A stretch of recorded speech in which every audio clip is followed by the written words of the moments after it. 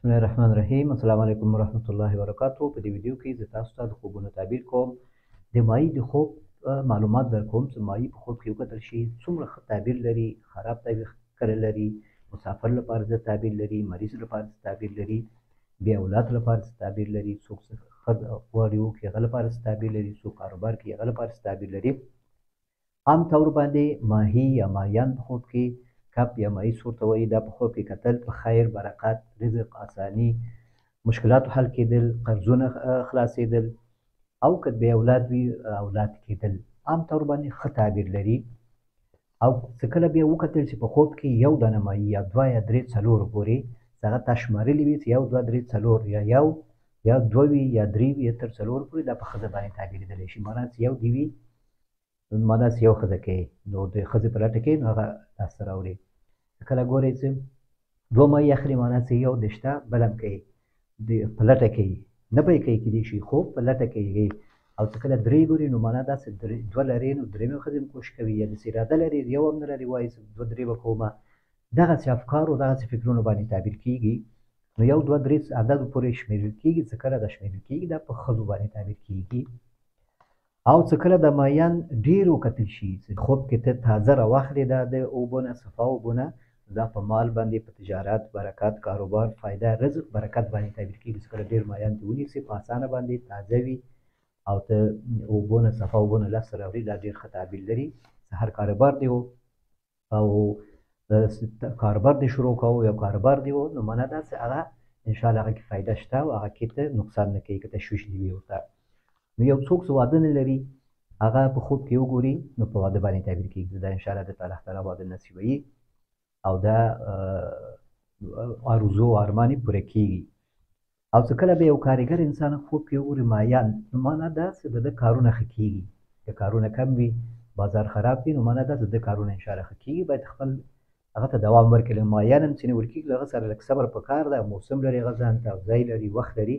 دغسې ستا کاروبار هم چې دغه وخت او سیزن ته ورسېږي نو کاروبار دې ښه کېږي. مسافر لپاره بیا د مقصد ته رسېدو باندې تعبیر کېږي. اوبو نه مراد ژوند. او چې کله ته ماهیان ته وباسي معنا چې خپل مقصد ته رسېږي، خپل سفر ته، خپل منزل ته رسېږي. بې اولاد لپاره بیا څه تعبیر لري؟ بې اولاد لپاره چې کله یو څوک بې اولاد وي او ډېر وخت او هغه خوب کې ماهیان وګوري تازه ویې خوري یا اوبو نه یې راوباسي نو دا په اولاد باندې تعبیر کېږي. انشاءالله د ده ارمان پوره کېږي، اولاد درته الله تعالی نصیب کوي، امید دې ولري او دعاګانې دې وکړي الله تعالی دې اولاد ورکوي. او چې کله ته تیار خوراک د ماهي کوي یعنې ماهي ده پخوې او خورې نو دا په امتحان کې کامیابېدلو باندې هم تعبیر کېږي. ځکه ماهي دا چې پخېږي هم ډېر احتیاط سره، چې خوړل کېږي هم احتیاط سره، توجه غواړي ډېر. دغسې د ژوند د امتحانونه هم چې دي هغه د هر کاروبار وي، درس وي نو په هغه کې کامیابېدلو باندې تعبیر کېږي چې ته په امتحان کې دې انشاءالله کامیابېږي. یعنې یو شاګرد وګوري او محصل له وګوري په خوب کې. او څه کله دا پاخه کړې ماهي ته د بازار نه اخلي یا څوک درته راوړي یا خورې تیار پاخه کړې نه نیول دې په یادېږي نه پخول دې په یادېږي. دا پر تیار رزق، اسانه رزق، د داسې خوا نه تا ته رزق چې هغه بیخي ته ګمان هم نه کوي، داسې مال او داسې رزق باندې تعبیر کېږي. او څه کله بیا ماهي وکتل شي چې تازه نه ده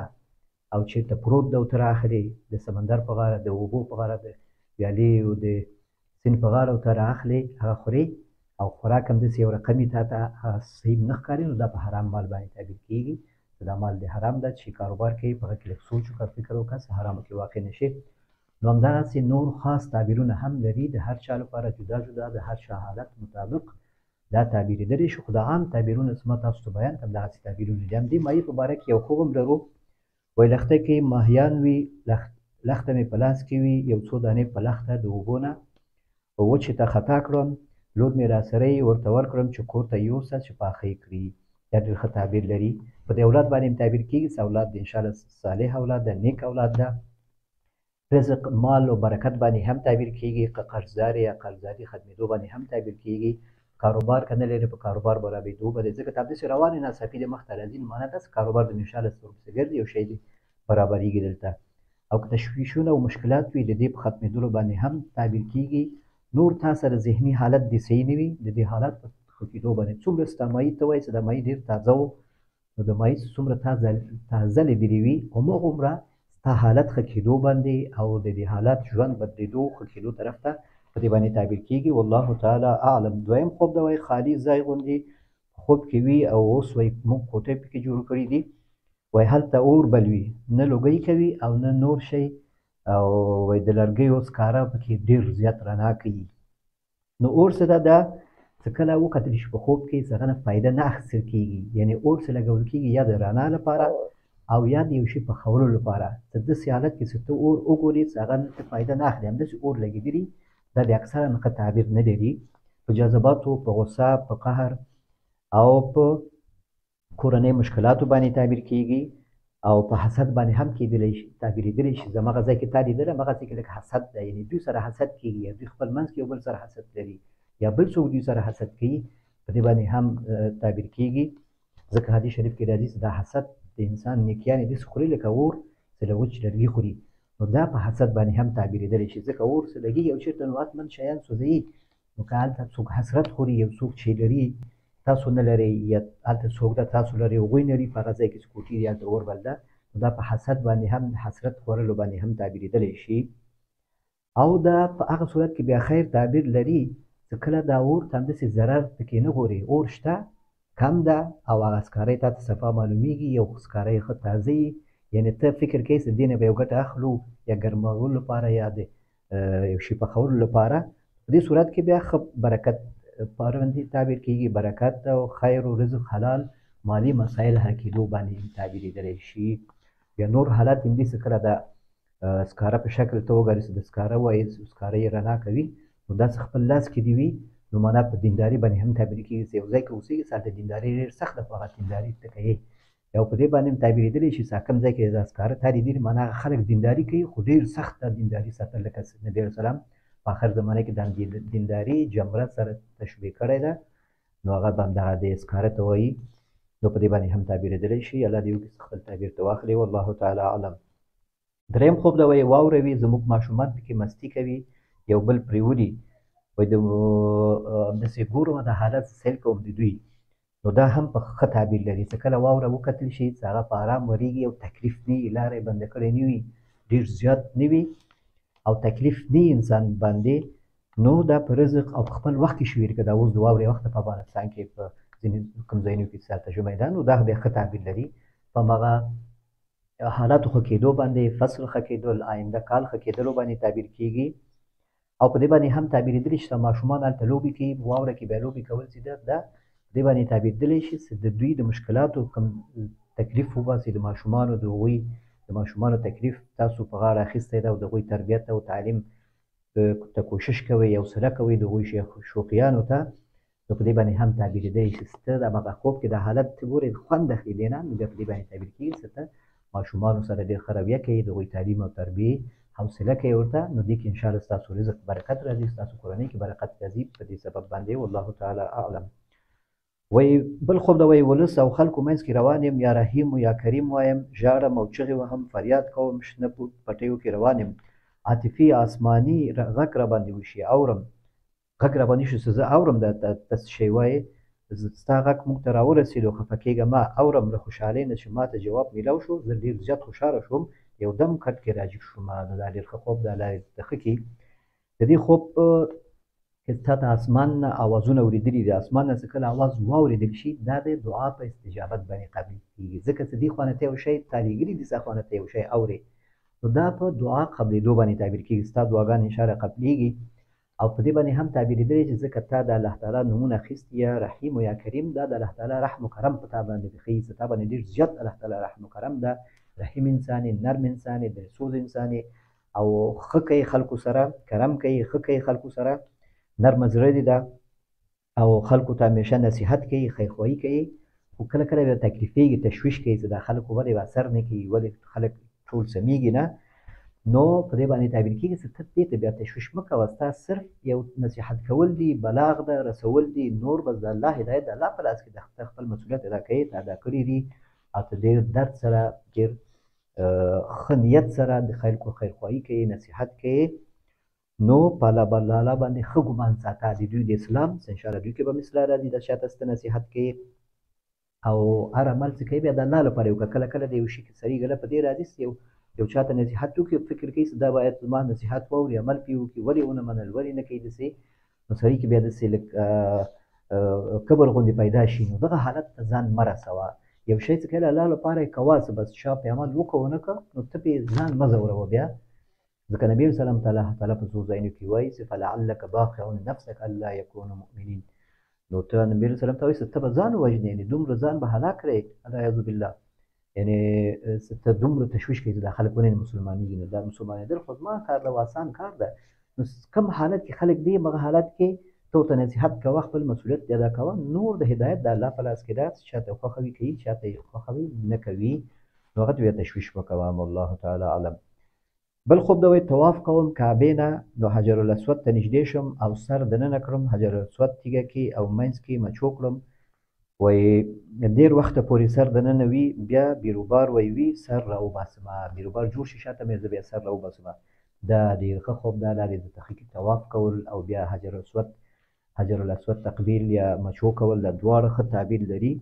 دا د الله تعالی مغفرت او عفو نصیب کېدل دي تا ته چې ګناهونه دې بخښل کېږي ځکه حدیث شریف کې حدیث شه حجرالاسود ته سلام واچوه د لرې نه یا نږدې ورغی مچو یې کړي مغفرت نصیب کوي او خطاګانې ورنه معافوي نو ته د طواف دې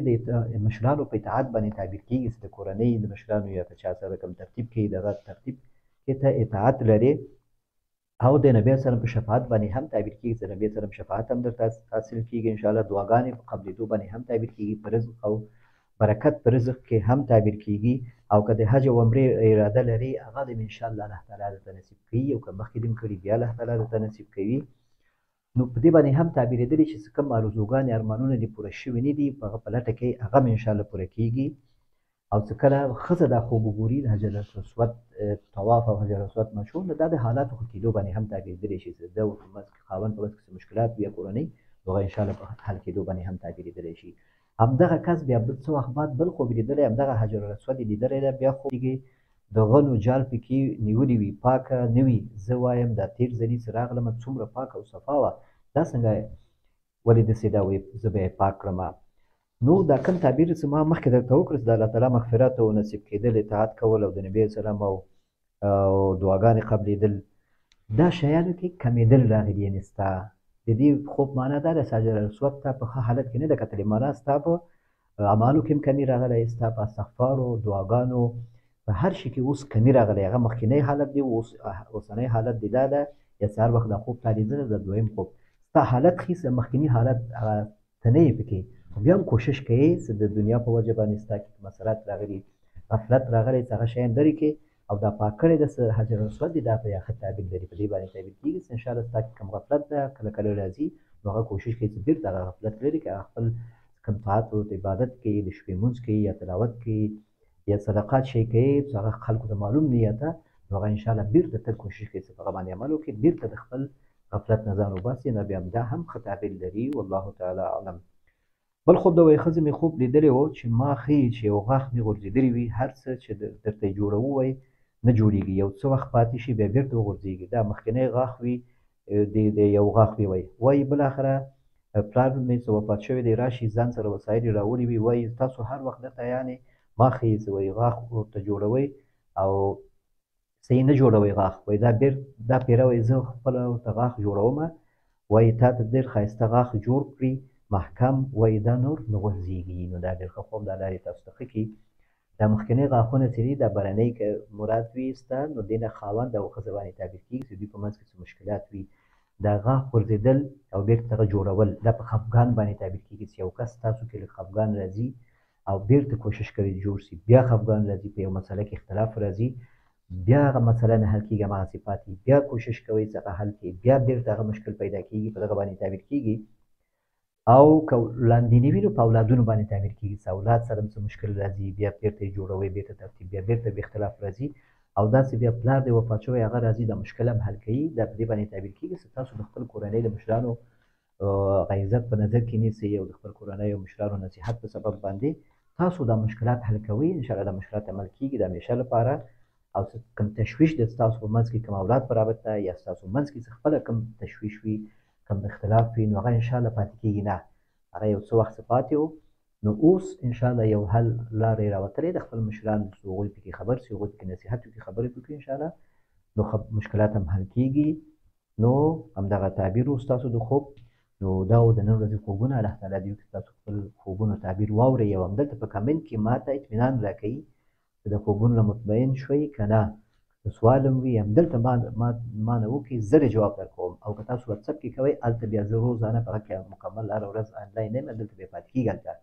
نو که تاسو خوب همدلته لیکئ لنډ خوب وي دلته لیکلی شئ پوره وخت